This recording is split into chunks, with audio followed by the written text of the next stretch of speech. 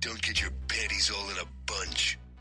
Okay, they're so caring. Uh-huh. But on the other side, I'm the drill sergeant when it comes to keeping the house together. Sometimes daughters can be more helpful in that area, but with the boys, with the guys, it's kind of like, hey, can the room just not smell like a locker room? I got minimal requirements here. Let's just keep the room from smelling like a locker room. Oh my God. You are tuning in to the Bad and Bougie Moms podcast show. Hi guys, and welcome to the Bad and Bougie Moms podcast, where we chat with phenomenal millennial mothers about motherhood, relationships, lifestyles, their passions and goals, and much more. I hope you guys enjoy. Alright you guys, so here goes another episode because it is our birthday, so round 2 just for you. In today's guest chair, I have Kimberly Racquel, wife, mother, author, career woman, entrepreneur. Kimberly Racquel has quite a few accomplishments under her belt, but freely admits that some days her greatest accomplishment is just keeping her mouth shut. Kimberly is a native of Atlanta, Georgia, whose passion for writing ignited when her mother gave her a journal as a birthday gift. She then began journaling as a way to speak her mind, not realizing this would one day save her life. Once life happened, her journal became an outlet allowing her a place to vent and say the things she was afraid to say out loud. Her pain, her dreams, her thoughts, her aspirations, her prayers. Writing helped her cope with life and somehow found serenity within the sacred bond between her heart and her pen. During the silence of journaling, she was able to create a life that she loves. Expanding beyond journal entries into dynamic storytelling is how her debut novel, If Only I Could Shut My Mouth, was birthed. Kimberly notes that her book title has a deeper meaning, which builds a foundation for her movement and mission to inspire others to move past the limiting phrase, if only I could. All right, you guys, so thank you so much for celebrating the Bad and Bougie Moms podcast. Thank you also for sharing with your friends, commenting, subscribing on any other platforms you listen to us on. So let's get into it. Hi, you guys, and welcome to the Bad and Bougie Moms podcast show. This is Britt, and in today's guest chair, I have Miss Kimberly. So, Kimberly, do you go by Kimberly or you go by Kim? I go by Kimberly. Kimberly, okay. But people shorten my name automatically. So I kept answering to Kim. Right. And that's crazy because that's what people do. Like, of course, my name is Brittany, and everybody just started calling me Britt. And I'm like, I don't even know if I like that or not, but it kind of just stuck with me. And it was either between people calling me Britt or people saying, okay, the Brittany with one T, because I only have one T in my name. So it was, I guess since the names are so common, they're like, no, of course you go by Kim. Like, why not? That's who you are. Mm-hmm. Oh my gosh. But when I was in school, there was always at least 3 other Kimberlys. Yeah. So it was always Kimberly C. That was my name. My last name at the time started with the C. So I was always Kimberly C. And then it got shortened to Kim C. And then it shortened further than that to just Kim. So I answer both, but I prefer Kimberly. Okay, gotcha, Kimberly. So you guys, this is Kimberly Racquel, correct? Yes. Yes. So you got it right. Yes. I'll be practicing now. So Kimberly Racquel, she is our guest for this evening. She has a book that is out that is called I want to say, I'm trying to remember this. I'm not looking at my notes. I want to say, If I Can Only Keep My Mouth Shut. That's the premise. Okay. If only I could shut my mouth. Okay. All right. Okay, so she has a book. She's an author. She's a mother. She's an amazing wife. Let us know more information about you. So tell us about Kimberly. Kimberly is, on the surface, people think, when I say if only I can shut my mouth, is that I'm a talkative person. Mm-hmm. It's not really that I'm talkative. I'm just very direct and truthful. So sometimes I'll say stuff and it will come out a little stronger than what I intended. So Kimberly's very direct. I don't beat around the bush. You don't leave the conversation wondering what I meant. I've been known to be very direct, and I've had to learn to soften my delivery a little bit. Yeah. The other part of me, the Racquel part, she's the sweet, nice one. She's calm. She likes to write. She's more of the earth sign. So I kind of sometimes think I have two personalities, two sides of me. Nice. All right. So, Kimberly, tell us about your family. So, how many kids do you have? Of course, you are married. How long have you been married, and how old are your children?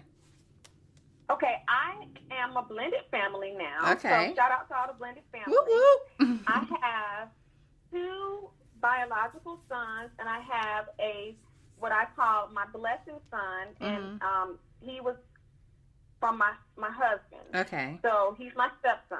Mm-hmm. And how old are they? Are they teenagers? Yes, they are. So I have my oldest son, who's my biological son, one of them. He is 19, and he's in college at Vanderbilt University. Nice. My middle son, my blessing son, he's 15. So he's in the 10th grade. He's a high schooler, and the baby boy, which he's not a baby anymore, he's 13. So I have all teenagers, one soon to be 20. Oh my gosh. So how do you handle being the only girl in the house? Well, that means you're spoiled. That's what I tell my sister. My sister, she's the only girl in her household too. She only had boys, and I'm like, you're spoiled. She was like, no, I don't have anyone to go get my nails done with. I can't just go out and go shopping because they don't like to shop. And I'm like, girl, you let me have all boys. I'm like, that would be the easiest job ever. You know what? It's kind of like a gift and a curse. Okay. The gift side of it is I always have full protection. Wherever I go, I have a full arsenal of bodyguards. There's, you got to go through 4 before you get to me. They're super protective, and boys are so loving. They're so understanding. If I, stumble, they're all like running. Oh my God, Mama, you okay? They're so caring. But on the other side, I'm the drill sergeant when it comes to keeping the house together. Sometimes daughters can be more helpful in that area, but with the boys, with the guys, it's kind of like, hey, can the room just not smell like a locker room? I got minimal requirements here. Let's just keep the room from smelling like a locker room. Oh my gosh. And I don't have anybody to go get my nails done with. I don't have anybody to really share that girl time stuff that I want to, but I do have a niece who is just like my daughter, so she sort of fills that void for me in so many ways. So, she's kind of like the daughter that I got to inherit because she's my niece. So I don't feel so empty in that area. But, having boys, it's probably what was meant for me, being like my personality, I think at the time, because I was so stern and strict and more firm type of person. So I think having boys was, God sent me exactly what he knew I needed to have. Amen to that. So what type of parenting advice would you give for a parent out there that is either going into teenagehood with their kids or just having boys? Because for you have it on each end. You have one that's, in college, and then you have one that's pretty much in middle school, right? Yes. Yes. So what type of parenting advice would you give? I'll say this. I always try to be very open with them. Because I wanted them to always trust me. So whenever I was making a decision, whether it was a good decision that worked great for us or a not so good decision, I always was very honest and open with them. And so I think I've always built that trust with them. And when each of them when each of them became teenagers, so on their 13th birthday, I wrote each one of them a letter. But at the end of the letter, I put at the very bottom, we're not going to have the terrible teens. Okay. So you already let them know beforehand, like before you even think we're going to do this, we're not. Yes. Okay. We're not going to have the terrible teens. You're going to always be able to talk to me. I'm going to always support you and love you just how you are. And, Cody just turned 13, my youngest, so I'm not quite sure if it has worked completely. He'll be the final test. But so far, so good. They're all actually just great sons. And they're happy and they're well balanced. And I'm proud of them. So I think just building that trust with them and keeping your word. If you say they're on punishment for 3 weeks, you can't just randomly give some big hard punishment that you're not going to stand by. Right. They've got to be punished for 3 weeks. If you say 2 hours, it's got to be 2 hours. You can't cave in. And so I've always just stood firm. Right. And honestly, it's funny you mentioned that because that's the hardest part. Me and my girlfriend, we actually grew up together. She has a son, and I think he's about the same age as my son, 7 or 8. And he got in trouble at school, and she was like, you know what, you guys, I'm going to take the Xbox away. You know, everything is done. And then she reached out on Facebook, and she said, do it hurt you guys' feelings to put your kids on punishment? And I'm like, yeah, it does, because you know they're good kids and they made a mistake, but you have to be that parent that like, look, I'm going to have to stick to my word. You can't play the game. I have to show you that it is consequences to what you do. So that, honestly, that has been a big struggle for me, especially with my daughter, because she's super. And later on, though, it to me it just builds their trust in you for in so many ways, because they know that you're a person of your word. So even when they need something and they're dependent on you, they know that you're not going to let them down. They know you're going to keep your word.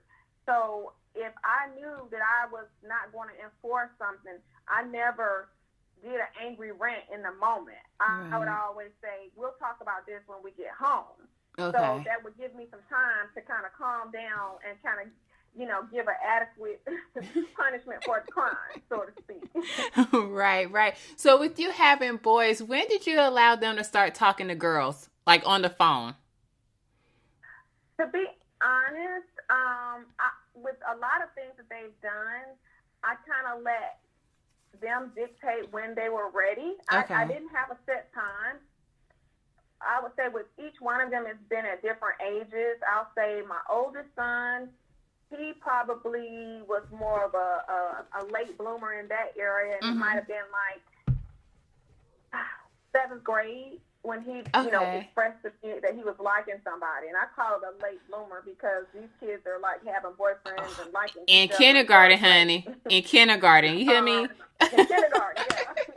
And so when he said, "Oh, you know, I like this person," you know, I exchanged her number, you know, exchanged numbers with her. I didn't stop it. I didn't block it. I was just like, "Oh, okay. Well, who is she?" And I just kind of, you know, carried a conversation so that he would feel free and comfortable talking to me about it.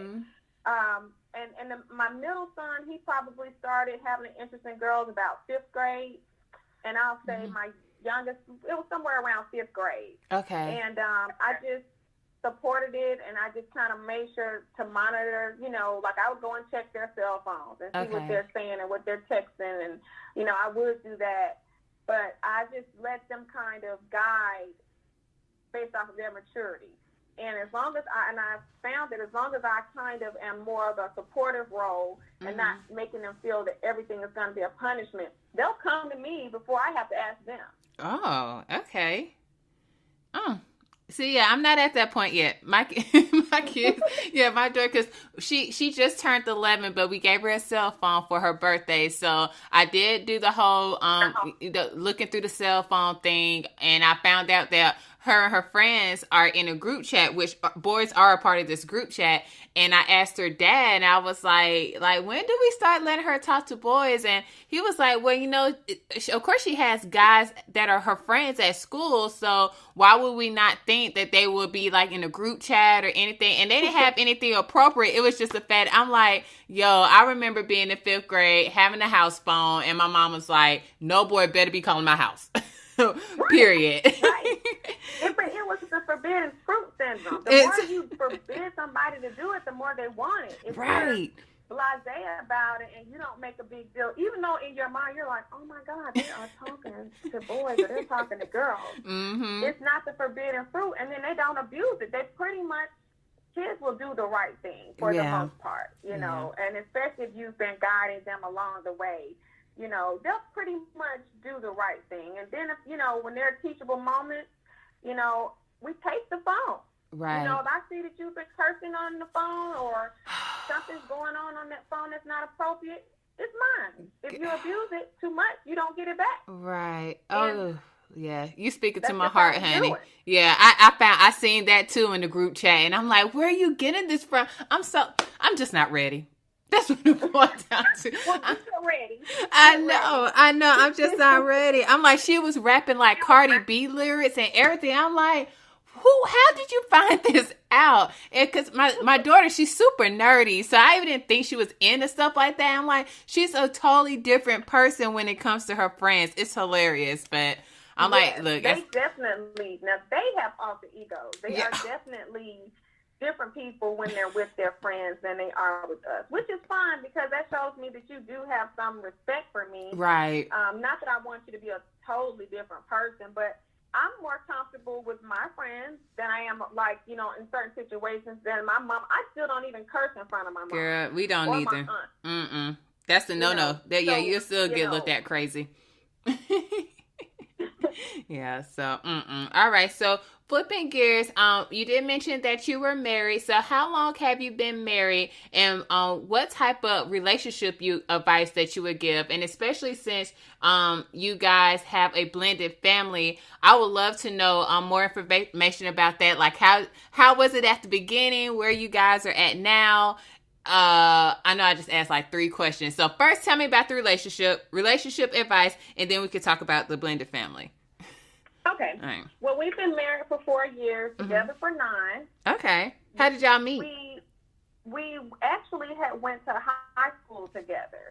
He was a few years older than me. I had this huge crush on him, and he didn't know I existed because I was younger. But we ran back into each other at one of our high school functions. Oh. We have a high school that's kind of like a mini HBCU, and we do all types of events and get together all the time. Okay. And we ran into each other at one of those events, and he stopped me, and it's crazy, but when he stopped me and I turned around, you know how you hear that you see on the commercials where there's like music playing and stars sparkling and you know, time stood still, all that. Well, that really happened. It felt surreal. Oh, wow. And it scared me, you know, at that moment, because I'm like, oh my gosh, why am I feeling like this? Or, you know, I didn't quite, you know, and I'm like, oh my gosh. And so I really wasn't quite kind of sure what to do with that feeling, but that's what I felt when he stopped me and I turned around and saw who it was, and he had my full attention. I'll put it like that. Was he still as fine as he was in high school? Say what now? I said, was he still as fine as you remember him being in high school? He had gotten to be grown man. Oh, wow. He was thinner in high school, but he filled out to be grown man, and I was standing there like, I felt like I was back in 8th grade. Okay. You know, like, oh my God, you're stopping me? You know, but he had gotten to be grown man, and even though I immediately felt like these butterflies and all this, you know, in that moment, we developed a friendship before we really got romantic. We ended up having like so much in common and good conversation and like laughing, like side splitting laughter, you know, where like water would be coming out of my eyes from laughing so hard. Oh. And I'll say, I think that's what we built our relationship on. We really had and have a friendship where we can hang out, you know, we're rapping, you know, we're singing, we're dancing. It's just the 2 of us, you know. So we have a friendship, and that's what we built our relationship on. Oh, nice. And people don't understand, you know, you have to be friends first and foremost, especially if you're thinking about marrying the person, because at the end of the day, that's the foundation, is that, you know what, we are friends. Like, you could tell me anything, I could tell you anything, that's the foundation that we built upon. So exactly. Yes. Because it's like when you have friends, when you're really, really good friends, just say with one of your really good girlfriends, you all are going to have times where you may not see eye to eye and you may disagree, but because you have a friendship, you get over it easy. And so I think that's what helps us in marriage, is that we have a friendship. So whenever we're not agreeing, the friendship is still there, you know, and that helps us move past what we're not agreeing about. there's still a place where we have a common. We're watching TV. We may have just had a disagreement about something, but now we're watching TV and we're both cracking up because we're friends and we have things in common. Right. And so it's easy for us to move past different situations. Right. So when it comes to co-parenting, how did that transpire at first? Was it pretty much an easy transition since you already had kids of your own, or was it kind of a bumpy road, but now y'all are all at a kumbaya standing? How was that?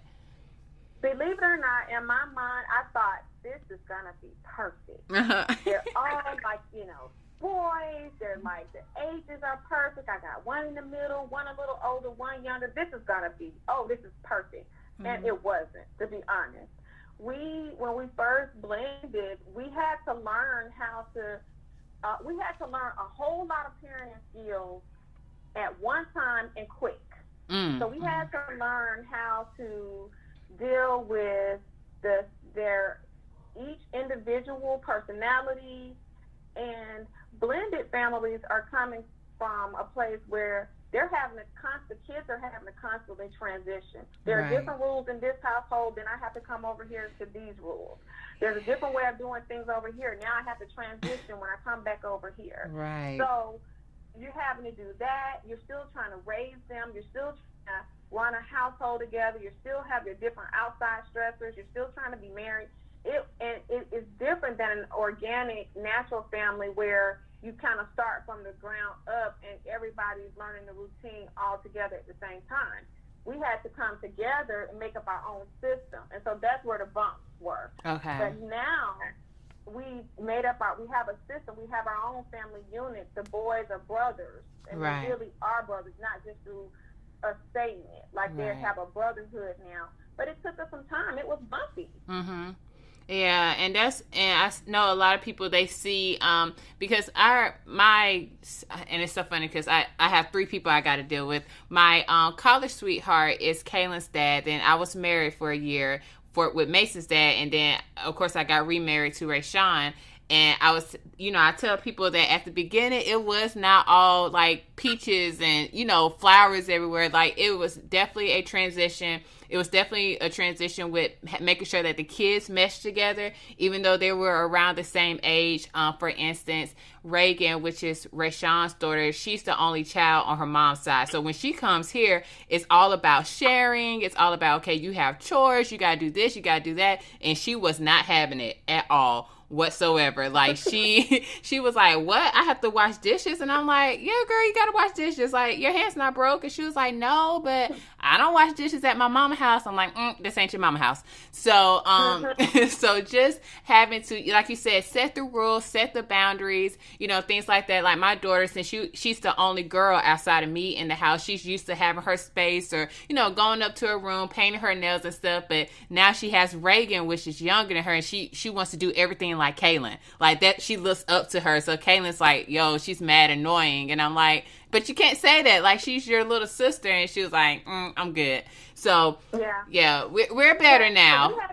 We had to really, have some family meetings. Like, literally, okay, we have to have a family meeting. Right. And my husband and I'll say our turning point was beyond just being a friend couple. Mm-hmm. We had to set a truly united front. Right.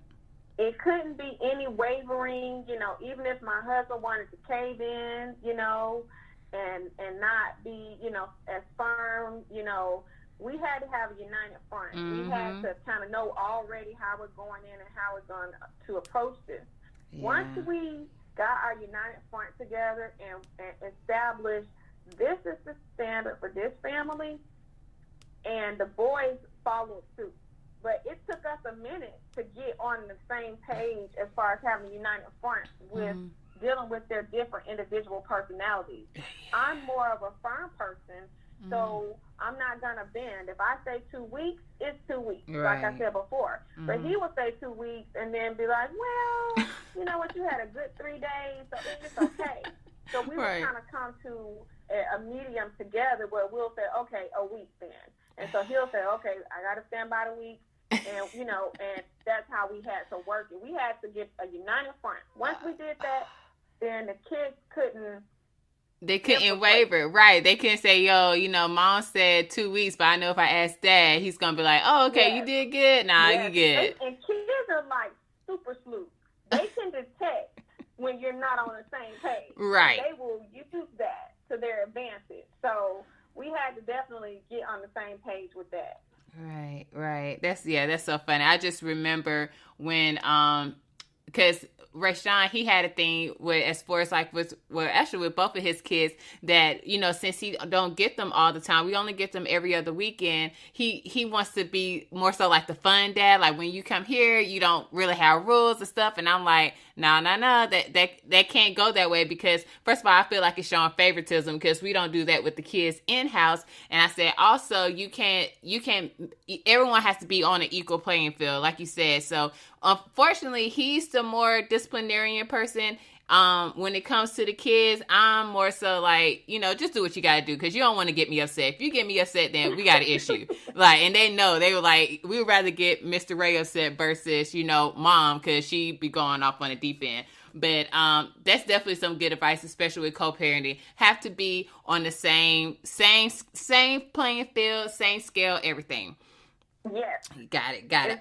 It's number one. All right. Number one, non-negotiable. Got it. All right. So flipping the script again. So now we're going to get into entrepreneurship. So you do have a book out. You are an author. So how did this come about? Where did you get your start, and why did you want to actually write a book?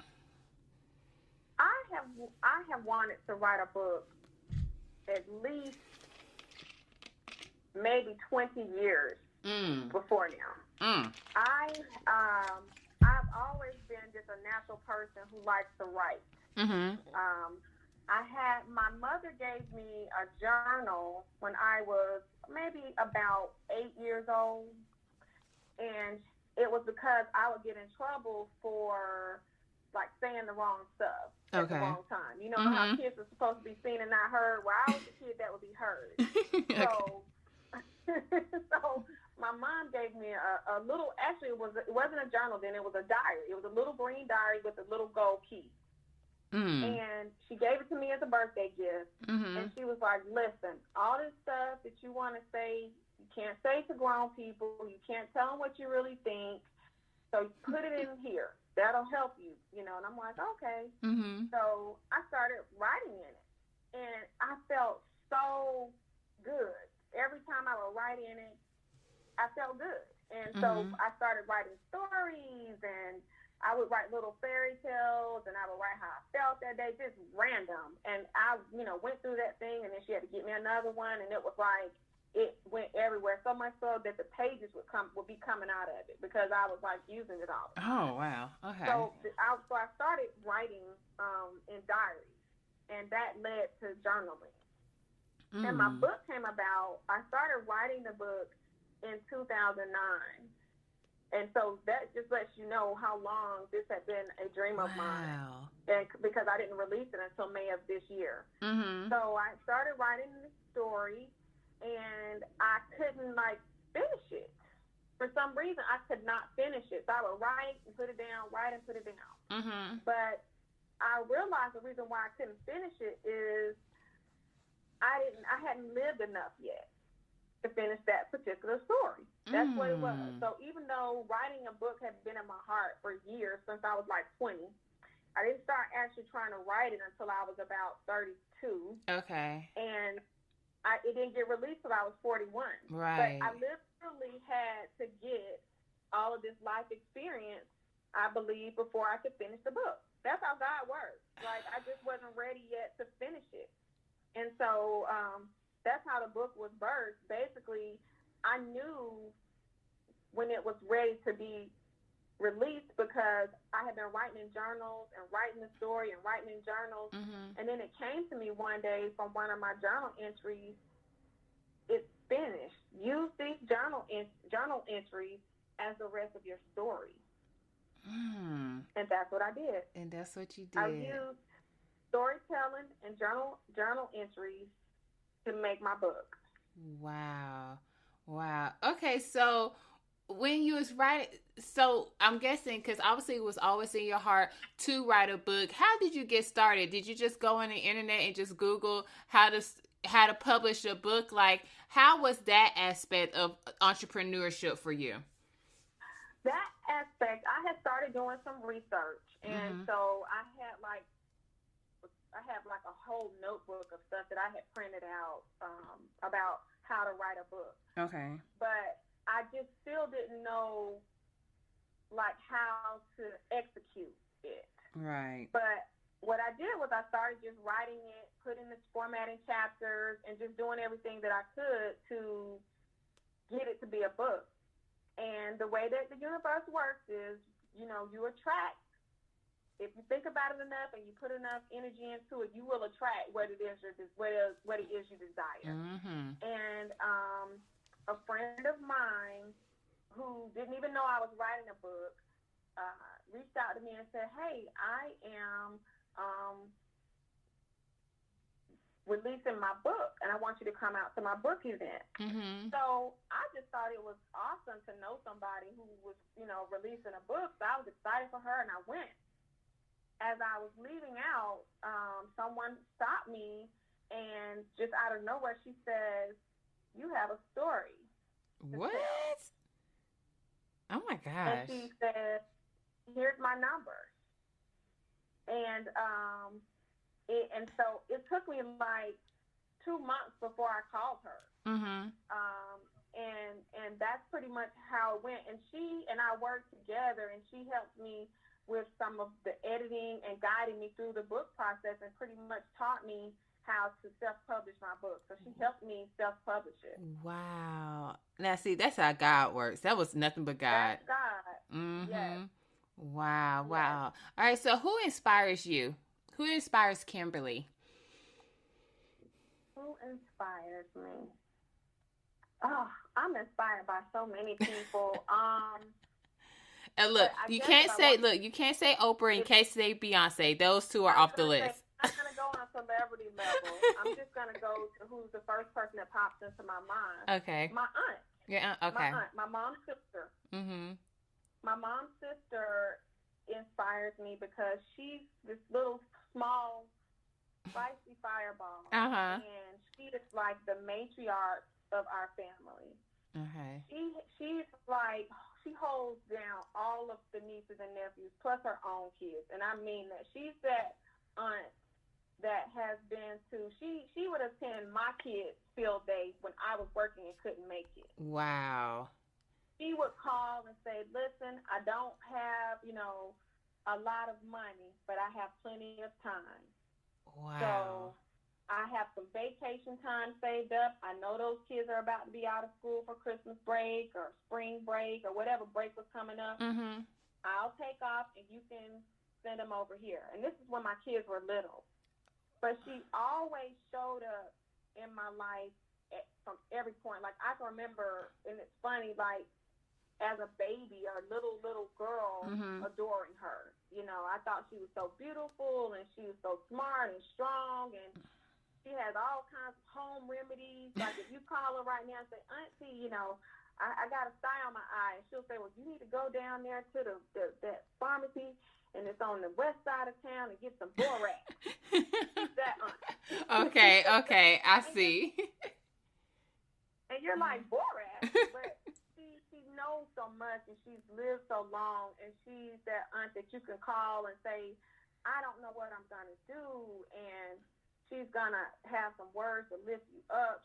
She's that aunt that I know is praying for me when I don't know somebody's praying for me. Got She's you. who I aspire to be to my nieces and nephews. Okay. And what's this aunt name? Because she needs to become my aunt. Her name is Auntie. That's what everybody calls her, but her name is Frances Allen. Frances Allen, Auntie. It's Frances Allen, and I call her Auntie. And everybody, all my friends, and everybody I went to high school with, and people I know now, whenever she comes around, everybody calls her Auntie because she's everybody's auntie. She remembers birthdays. Every time one of the boys has a birthday, whatever year that they're turning, they can for sure be guaranteed that they're going to get an envelope with some cash in it for their birthday in the mailbox. Yeah, that's how I do too. You 5 years old, you get $5, and it just goes up from there. So I understand that. All right. So how do you balance being a wife, a mother, and an entrepreneur, and having a career? Because you work as well. So how do you balance it all? Okay, like prayer and coffee. Okay. I would say that. Prayer and coffee. Plenty of prayer and a lot of coffee. Mm-hmm. But I think I have a vision in my mind of what I'm trying to do each day, you know. Mm-hmm. So I know, like, okay, these are the things that I have to do. And when I can picture it in my mind, it's almost like little segments in my mind. So I'm like, okay, I need to get up and say my prayers so I can pray for everybody and pray about our day. So that's the first thing, how I start my day. And then I meditate. And I think that gives me the mental toughness to get through the day. Honestly, I think that's how I get mental toughness. And whenever I miss prayer or I miss meditating, I can tell because I'm irritated, I'm rushing, this isn't working, I don't have patience. So that's the first thing I do. But I make sure that I guess I kind of compartmentalize. When I'm at work, I'm at work. Okay. When I'm dealing with the kids, I'm in mom mode. When I'm, husband and I, when we're on date nights, I'm cute, I'm jazzy, I got heels on, and I'm not thinking about the kids. I'm not thinking about work. When it comes to doing my work, I set aside time to work on different things that are going on with my book. I set time, and my family has to have patience too. They have to be able to understand that I can't always be all, do all. Right. So, when I was writing my book, I had to withdraw from a lot of the roles that they were used to me having, and I had to get help. And I was at first I was frustrated because I felt like, I got to ask somebody this, I have to ask somebody to do that. And then I was rereading Proverbs 31. And in one of the lines, I don't remember which verse it is, which verse it is after that, but it says that she's got to get help, maid servants, to help her run her household. And people think maid servants means maid. No, that's just the terminology for that time. Right. But we have to have help. And so I reached out. I would get help, and there are still times where I get help. If I have to hire somebody, outsource it, ask auntie, ask a friend. Sometimes I might have to take a day off from my career job and do some things for my business or for my household or for my husband. And I think that's the only way that I get it done. But I finally realized that I have to have help. I can't do it all. You can't do it all by yourself. No, you cannot do it all by yourself. And I think we're always trying to be super women that we miss that part. Right. Yeah, definitely. I can definitely agree with that because I want to say it's more so it's the false expectation that you feel like it's being a mom and a wife and an entrepreneur that you're supposed to be able to do everything. And I tell people all the time, like, it's some days that the kids, they might not see me for a couple of hours, or I literally have to, think to myself, like, Brittany, you have to stop doing this and go talk to someone, talk to the kids, see how their day is, everything. Because you get caught up in so much stuff, especially when the day go on. It's just like, okay, you have to literally stop, think about what you've been doing. If you need to take a break, take a break. If you need to get help to have someone do something, get help so they can make sure it gets done. So I completely agree. Yep. Mm-hmm. Yep. We have to just have set boundaries and also time for ourselves. Yeah. I started committing to once a month getting a massage because it forced me to kind of make a movement out of it. So I would do it on Saturday, and I'm like, hey, I got a massage today, y'all. So y'all know what it is. I got mimosa in the morning, so I get up and I pour me some mimosa so I can be relaxed. And then I go to my massage, and after that I go, I kind of bop around, shop, but I kind of make it a me day, and it's just once a month. But I set the tone finally, and so I'm not getting phone calls during this time. They know, okay, this is her massage day, so we'll let her have that. But it makes me feel better is what I realized, not just the massage, but just knowing that I have some time that I set to myself. But I think I wasn't able to really do that until my kids got older and self-sufficient, where they could cook their own breakfast, and they're not So while I'm sitting there having mimosas looking out the window, they're frying bacon. So I was able to do that once they got older. Yeah. Oh no, the kids, they like my daughter. She knows how to cook her own oatmeal, so she will feed the baby oatmeal too. Like if she gets up before me and she hear Remy crying in her room, she will actually go and get him, fix him oatmeal. She'll feed him. That's why she's my favorite. I'm trying to tell you, Kimberly. That's why she's my favorite kid. So that's the blessing of daughter. Yeah. That is the blessing of yes, daughter. because she's like the second mama, pretty much. Yes. When my niece comes over, my whole day is perfect because she's thinking, like I would think. Right. So I may be in the midst of doing something, and my youngest son may be asking, and she'll say, "Oh, well, show me, I'll do it." Like, that's the blessing of daughters. Yeah, you're right. I'm happy I at least got one. I was thinking I wanted another girl, but after, again, she's 11, we started talking about having menstrual cycles and things like that. I'm like, you know what? God knew what he was doing. He just gave me one. Said, I'm just going to let you have her because she already trying to, she like I said, she's growing into her personality. So, and she's super smart. So a lot of the things she say, it really makes sense. So I can't fight with her because I'm like, girl, you do kind of make sense. So yeah, he knew what he was doing. So to wrap up the interview, because it is 38 minutes. So we play a game called the Hot Seat, where we ask 5 random questions that you do not know about. So would you like to play? Yeah. You went, yay. Okay, let me get my random questions up. Let me see. Oh, did you play the lottery? This is not a question, but I just want to know. Yes, I did. I bought $10 worth of tickets too. I did play. Did you pick out your own numbers or you did a quick pick?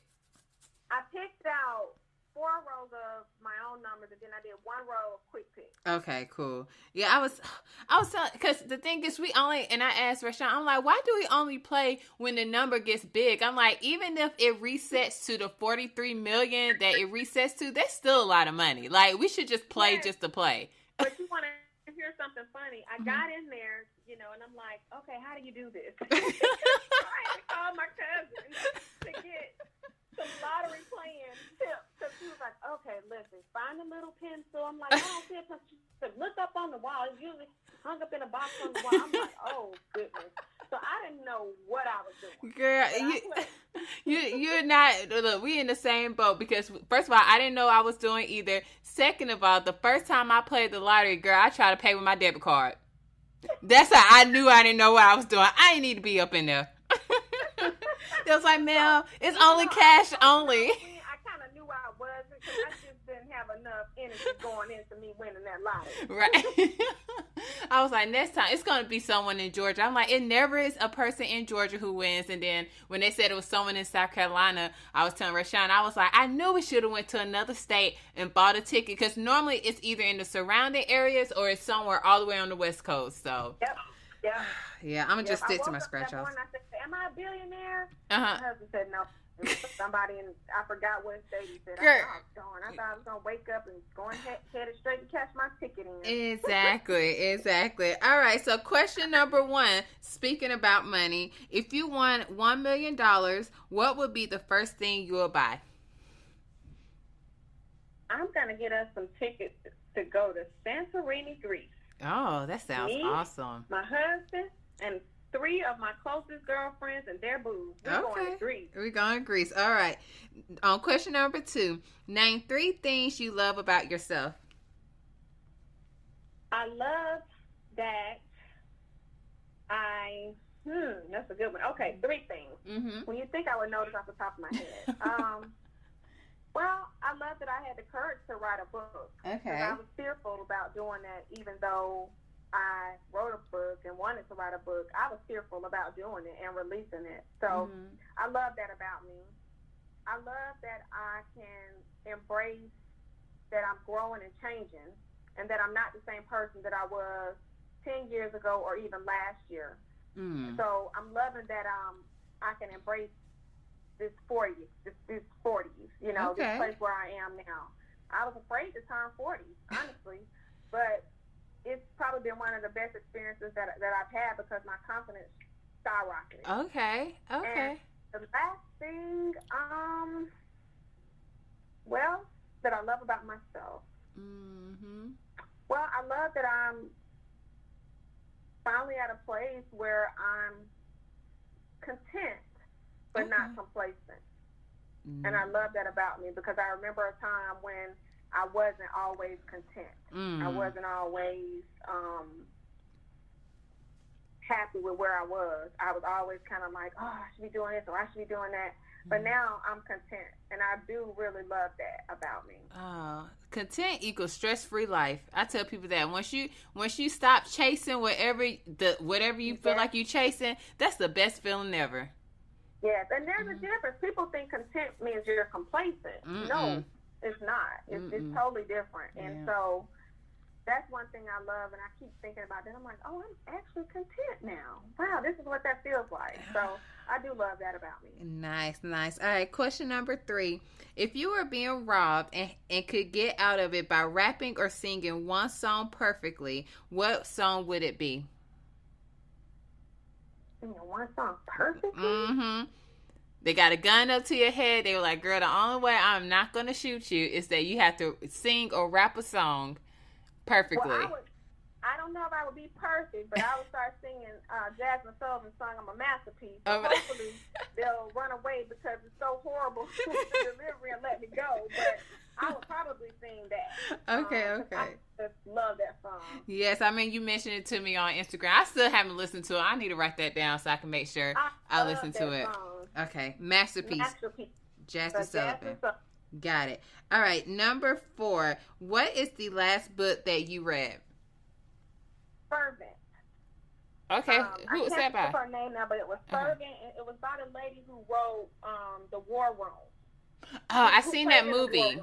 Okay, I seen the movie. She was the star of The War Room, and when I tell you that book, I'm planning on rereading it because I was highlighting and writing notes, and I'm like, oh, I need to go back and look at that again. But Fervent, that was the last book that I read. Okay, all right. And question number 5. If you can go back, what would you tell your 21-year-old self? To stop worrying. I know that's right. You'd be all right. Like, everything happens for a reason. You'll be okay. Yes, that's what I would tell myself. Stop worrying. Because at the time, I was pregnant at 21. Yeah. And I would tell myself to stop worrying. Me too. I agree on that. All right, Kimberly. Well, thank you so much for being a part of the Bad and Bougie Moms podcast. You are definitely a bad and bougie mom. And if people would like to follow you on your social media, or if they would like to actually purchase your book, because I'm thinking, are you on Amazon for your book? Yes, you are. Okay. Yes, it's available on Amazon, and all they have to do is put in "If Only I Could Shut My Mouth," and it's gonna come up. If they want to get a signed copy, they can order it directly from my website, which is www.Kimberly, Kimberly, Racquel, RACQUEL.com. Nice. And my social media handles are Kimberly Racquel, at Kimberly Racquel. So for Instagram and Facebook, Twitter, they're all Kimberly Racquel, spelled the same way as the website. Nice. All right, Kimberly. Well, thank you so much for being on. Say bye to the people. Bye, people. Thank you for having me. You're welcome. All right, guys. That is it for us. We hope you enjoyed the show. If you would like to get into some more fun, follow us on social media. On Instagram, we are at Bad and Bougie Moms. On Facebook, at The Bad and Bougie Moms. And also on Twitter, at BBM_podcast. Make sure you like, share, and comment on any of the podcast platforms that you listen to us on. Again, we hope you guys enjoy. See you later.